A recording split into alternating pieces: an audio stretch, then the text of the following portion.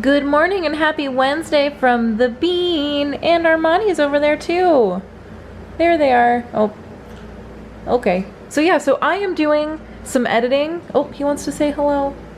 Okay. Well, I've got a lot of videos to edit. Actually, I have 2 videos to edit for you guys. Hopefully we will get 2 videos up today. But yeah, so let's get to editing. These little sleepy guys. Okay, it is lunch snack time.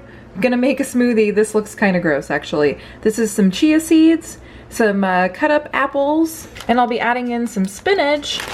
And that's really all I have. I don't have any more bananas or anything, so hopefully this doesn't taste too terrible.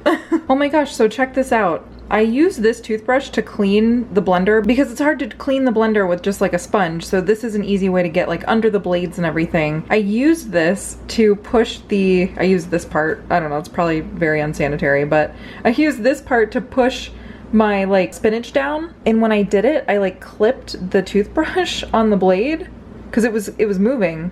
And like, holy cow, ding dang, that could have totally, like, not that I would put my hand in there, but if I had put my hand in there, could you imagine? That could be my finger.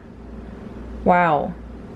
Very scary, and it happens so fast. So be careful if you are doing silly things like me and putting toothbrushes in your blender. It's maybe not a great idea. I might not do it again. Who knows, I'll probably do it again though. So I was getting Tim's lunch together, and I know this is kind of random, but this whole tomato, I don't think you can you tell? Like, do you see that white thing moving around in there? I think that's an air bubble under the skin. This whole tomato is soft.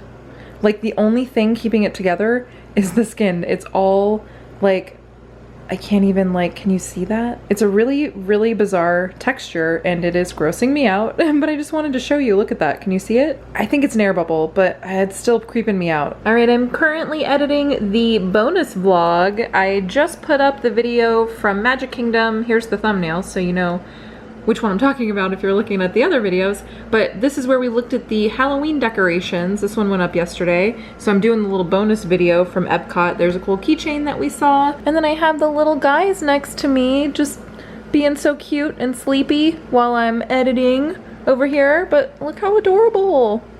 My editing buddies. I feel like the luckiest person in the world because these are my little editing buddies, and this is so cute. Sorry, I just thought this was adorable. So I wanted to show you guys. Happy Wednesday, everybody! Not too entirely happy for me because I did have to go back to work today. I had the past 2 days off and it was awesome. We did like Universal, Disney, and lots of Universal, and it was great and it was a good time. And then today I was like, I'm back at work. Now I'm tired. Yay. But tonight we are going on the Orlando United podcast. So make sure you guys go to orlandounited.com to find the link to their podcast and listen to it, because I guarantee it will be a good time. We're talking about all sorts of Halloween Horror Night stuff, what we're expected to see, all the different houses and everything like that, the different scare zones, what we're excited for, what Jen hasn't seen before that I have, which is the Nightingale's body rip scene, which is amazing. But yeah, should be great. Should be a good time tonight. So I know for a while we were just kind of complaining about the weather and how it was raining all the time, but it really was. It rained twice as much in the month of August here in Florida than it has in quite a while. This is actually the 3rd wettest August in all of history. Like, all of recorded history, this August was the 3rd wettest, which is amazing, and it wasn't too far off from being the 2nd wettest. So now that we're in September, hopefully it will have stopped raining and it will be beautiful and like sunshiny, and there's a storm cloud literally right there. Darn it. But I don't know, it's very nice out right now. It's hot. Hot, hot, hot, hot, hot. I hope it cools down for Horror Nights. Ugh. And it has always rained historically on the first night of Horror Nights, so I'm really hoping that this year it doesn't do that. You never know, it probably will, just because it always does, but I'm hoping it doesn't this year. So one of the things that I told Brian that I was like super excited to come on the podcast, Brian's from Orlando United, and I told him, I said, I'm gonna be brushing up on all of my theme park knowledge and all my Horror Nights knowledge so that I can have like a full out like conversation with you guys, because you know what I mean, I want to be like a pertinent part of the conversation. But I need to like brush up on some of the stuff now, because I didn't expect some of these houses to be announced. Some of the stuff that's like the anniversary house and some of the stuff that's in the anniversary house, and like Shady Brook and what, Hellgates, the prison. Well, a lot of stuff that I was not expecting to be at Horror Nights, and I'm like, I better read up on these things now. So when we were at the grocery store the other day, we picked up a bag of cotton candy grapes, which sounds ridiculous, but I'm excited to try them. So I'm gonna try them right now, let you guys know if they taste like cotton candy. They certainly smell like cotton candy. So I'm excited to see what they taste like. Oh, and for you guys from the UK, cotton candy is candy floss. So yeah, that's where we're gonna test out these candy floss grapes, cotton candy grapes. So we got these at Publix, but there was a discussion on my Twitter feed tonight that was talking about where to get them in the UK. Apparently you can get them at Asda's, so yeah, go out and get some cotton candy grapes. Okay, here we go. It looks like a normal grape. Let's give it a try.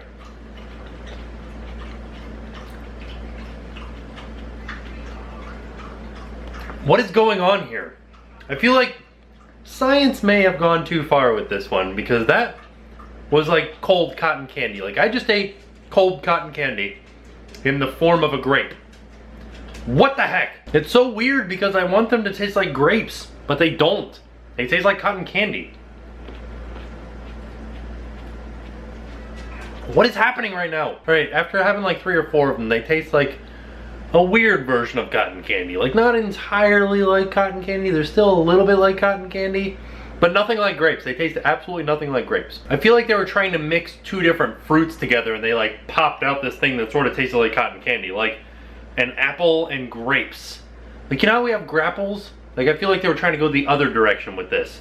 And we came out with a kind of strange flavored grape. But the aftertaste, 100% cotton candy. It feels like I just ate like a giant chunk of cotton candy, but I just had a bunch of grapes.